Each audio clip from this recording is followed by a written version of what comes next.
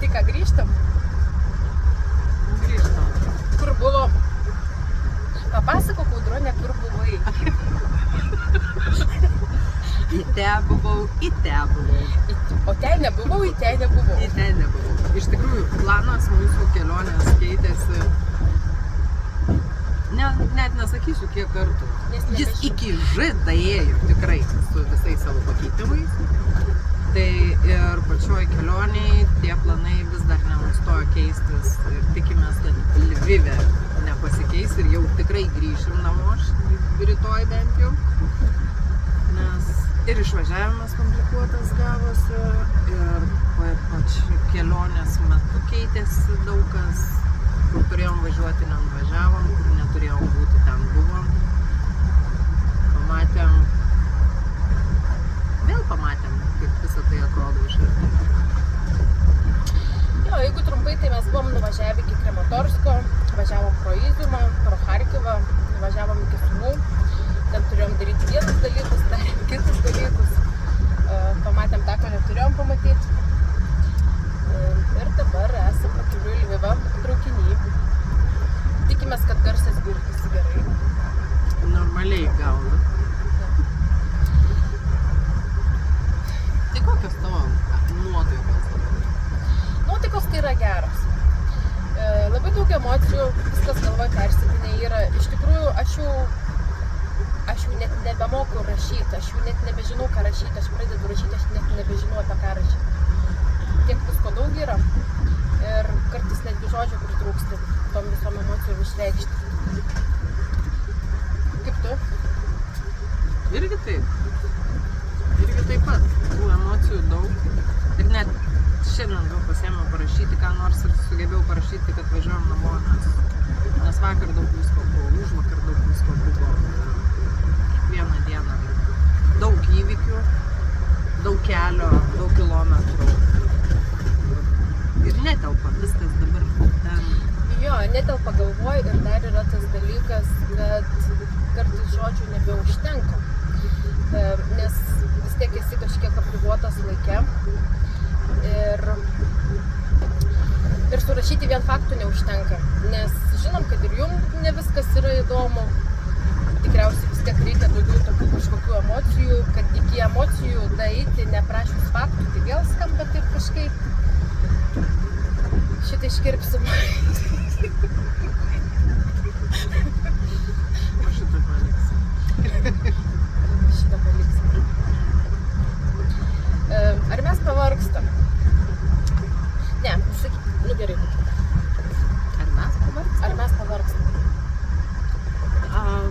Miegam mes gerai. Galiu pasakyti, mes miegam gerai. Tai vadinasi, fizinis nuovargis yra tik tai toksai nuo dienos ilgumo. Bet moraliai net nėra kada pavargti, nes vis dar visko daug, kas mums nepažįsta. Mes tai saugiai jaučiamės, mes grįžtam į savo pasaulį. Bet čia todėl, kad mes sociopatės, mes todėl saugiai jaučiamės. Aš turiu omeny, kad mes grįžtam į Lietuvą ten, kur Europoje ir nuobodu. Nenuobodu? Nesakyčiau. Šitą iškirpsim. Nebūtina. Tai, ne, viskas kaip ir normaliai. Ir tas nuovargis, tai jisai, galbūt nuovargis pasireiškia ta emocijų gausa iš tikrųjų. Gal tada jau kiek stipriau pradedam reaguoti kai kuriuos dalykus. Ir kai kurie dirgikliai pasidaro tokie labai labai stiprus. O šiaip, ne, aš galėčiau dar.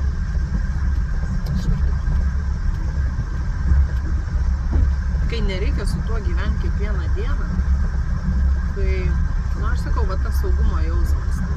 Čia mes atvažiuojam padėti, atvežti, pakeisti kažką, bet mes žinom, kad mes važiuosim namo. Ir pas mus namai stovi, niekas mus nešaudo, šachedai virš galvos nezvimbia.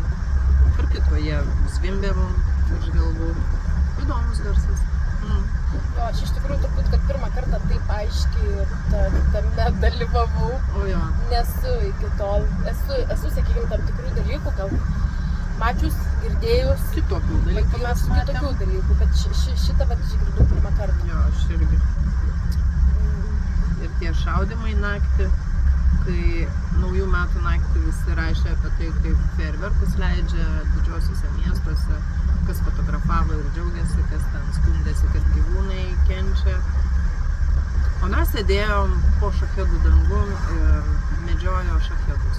Jo, mes girdėjom. Salves girdėjom, kaip medžiojo šachedus. Mes girdėjom ne fejerverkus, mes girdėjom šūvius. Tu bijojai? Ne, man buvo įdomu. Nes nebuvau girdėjus, kiekvienas iki norisi žinot, kas tai yra, kad kitą kartą galėtum atpažinti. Sakiau, kad sociopatės. Tai aišku. Aš nežinau iš tikrųjų, ar mes čia dabar juokiamės, ne? Bet aš nežinau, ar čia viskas yra teisinga, ar čia viskas yra gerai. Ar iš tikrųjų, bet aš visiems, sakykime, sakau ten, ne, kad oi, aš nejaučiu baimės. Aš šiek tiek jaučiu tą baimę, bet jos yra pas mane, aš galvoju, biškiek mažiau, negu kad pas kitus. Kas ten nevažiuoja, bijo važiuoti, ar važiuoja ten tik tais iki, sąlyginai saugių vietų, Lvivas, Vinica, Kijevas. Aš nežinau, ar reikia bijoti, nereikia bijoti, ar aš per mažai bijau, ar pakankamai bijau, kiti per daug bijo. Ką tu galvoji apie tai? Nežinau, aš manau, kad tas mūsų baimės neturėjimas šitoj vietoj, mažesnis baimės mažesnis baimės jausmas, nėra taip, kad visiškai nieko nejaustum, bet man atrodo, kad tai mums išeina į naudą pažindinantis su situacija. Nes kai tu bijai, tu pasiduodi tai emocijai, tu į viską labai jautriai pradedi reaguoti ir iš musės pasidarai dramblį ir sakai kaip ten, ojei, aš girdėjau sireną. Ir jau ten griuvo pasaulis. Bet čia, žinai, čia mes gal kalbam apie kraštutinumus, kad, sakykime, šitas vakatus, tai yra kraštutinumas į vieną pusę. Sakykime, tą, ką mes darom kraštutinumas į kitą pusę. Bet čia irgi, kaip pasakyti, dar mes net nelendam į tokius visiškai pavojingus dalykus. Yra, kur žmonės tikrai, sakykime, tie patys savanoriai ten daug nusitraukia galvas ir lenda ten, kur nereikėtų. Jo, bet iš kitos pusės, žinot, aš taip dažnai pagalvoju apie kareivius, nors esu irgi gavus pastabų, kad taip negalima sakyti, bet aš sakau, jeigu jie ten gali būti, tai reiškia ir aš galiu būti, ten kiekvienas gali būti, nes jie ten gyvena toj kasdienybėj. Jie yra pripratę prie viso šito, jiem tai yra kasdienybė iš tikrųjų. Mes ten kartais nuvažiuojam, turistai, iš principo, sakykime, neblogąją prasme turistai. Neblogąją, nes mes labai stengiamės to nedaryti. Mes stengiamės daryti dalykus. Jo, mes stengiamės daryti tą, ką reikia. Ne tą, ką norisi, ne tai, kad galėtume pasipijarinti kuo daugiau. O kartais mums pakoreguoja, kaip naujų metų naktį. Sukoreguota viskas kitaip. Jo, ir iš tikrųjų rytą mes išvažiavom ten, kur visiškai nebuvo planuota nuvažiuoti, bet ten nieko baisaus, mama. Jo, nieko baisaus. Mes buvom saugiai. Mūsų niekada tie mūsų kariai, kuriuos mes lankom, niekada neleidžia, nesiveža į pavojingas vietas. Ne, Osvaldai? Taip. Taip. Jie mus saugo. O šiaip tai man visą laiką yra klausimas, iš kur yra valios šturmo grupiai eiti. Ten važiuojam vakar, mes važiavom. Bet žinok, ten jie atlaiko šturmo vykus. Ten jie ne tik, kad eina šturmo, jie atlaiko šturmus. Bet vis tiek, supranti, tu esi pirmoji linija. Tu esi tas, kuris priima. Ir man tas toks, kai mes važiavom ten į priekį, aš žinau, kad mes dalinai dar gerai nesaugi, ten visai nesaugi vieta buvo. Nedalinai saugi vieta. Dalinai, nes truputį nesaugi. Tokia ant ribos. Ir tai jau buvo tas toksai suvokimas, kad jo, ten, kai eismas vyksta vien tik tai karinių automobilių ir technika ir viskas. Ten maršrutkė kursuoja. Jo, tiksliai. Jeigu netyčia neužsives atsirastų kariam mašiniukas iš ryto, tai jie turi maršrutkę Ten yra kitos maršrutkai, vietos. Ir maršrutkai nieko, jie savo varo per visus blokpostus, be jokių patikrinimų, be jokių antidronų, be jokių... Taip, nes jiem į darbą reikia. Bet vieną taksą matėm su rebu. Taip. Tai va, jeigu, žodžiu, nori saugiai nuvažiuoti, Gali ir tokiais. Bultuką. Jo, ir iš tikrųjų, žinot, kuo arčiau fronto linijos, tuo daugiau tu pamatai ne tik, kad kariškų mašinų, tuo daugiau žmonių apsirengusių kariniais rūbais. Nu, ta prasme, kariai, tai jau tikrai nėra, nekalbu apie civilius su kareiviškom kelnėm. Tuo daugiau mašinų važinėja su rebais. Nu, ten praktiškai visos. Kai mes prasilenkinėjom, tai mes jau čia vienu buvom beveik. Jo, bet mums nereikėjo, mes ten dar nebuvom. Nu, tai taip, mes į tą tokią saugią vietą varėm. Tikrai. Ne, asfaltai. Šitą iškirpsim. Palauk čia. Šitą irgi iškirpsim. Tai ir va ten važiuojant, tu pamatai visą tą karo bjaurumą. Tai yra purvas, tai yra išmaitoti keliai, beveik nepravažiuojama klampynė, kodėl reikia džipų, pikapų, visureigių, 4 varomais automobilių. Ir gerų padangų, nes ten kelio nėra, ten yra kryptis. Ir dar vienas įdomumas toks, kad ten negali slysti pusmetrių į šoną, nes viskas užminuota. Nu, ne viskas, ta prasme nėra sužymėta kurios vietos, bet žino, kad ten yra minuota, ten yra minuota. Toks, nieko. Žinai, kas mane dar, kaip pasakyti, ne tik, kad nustebino, bet, nu, vat, kas, sakykime, sutrigerino, taip gal, kaip skiriasi karių nuotaikos. Nu, čia natūralu, aišku, visi žmonės skirtingi, bet, sakykime, ką mes sutikom vienu ir kitur, ar ne, tokių žmonių sutikom.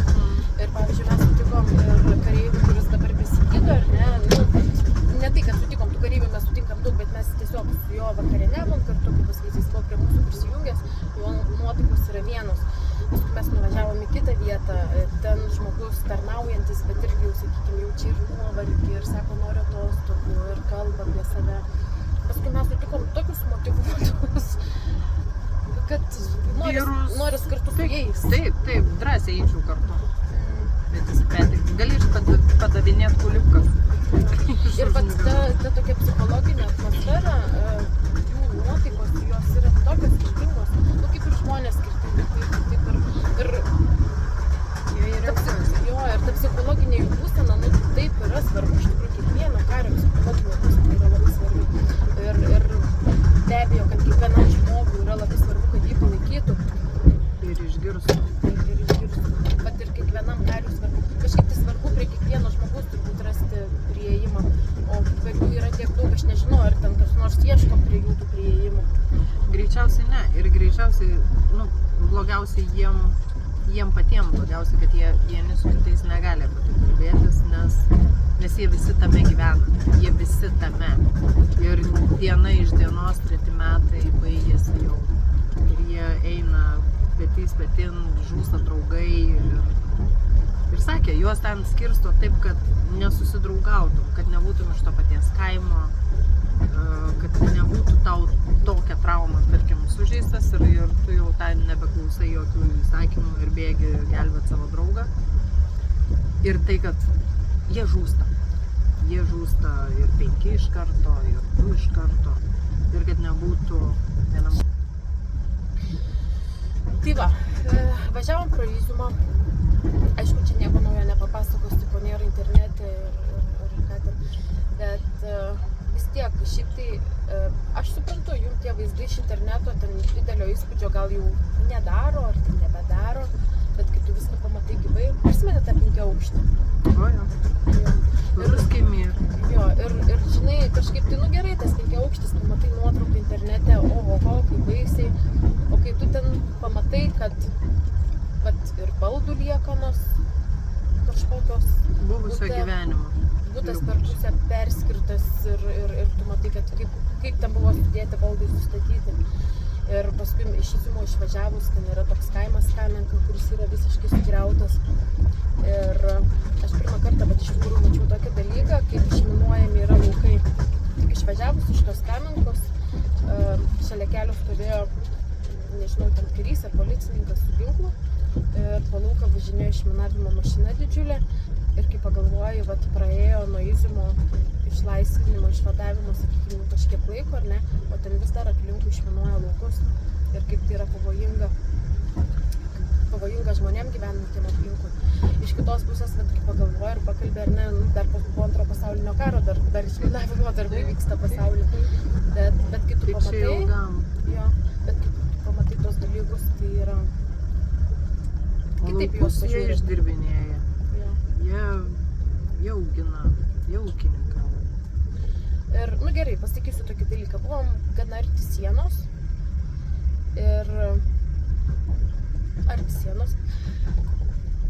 Ir ten iš tikrųjų žemkenčiai jau sudygė.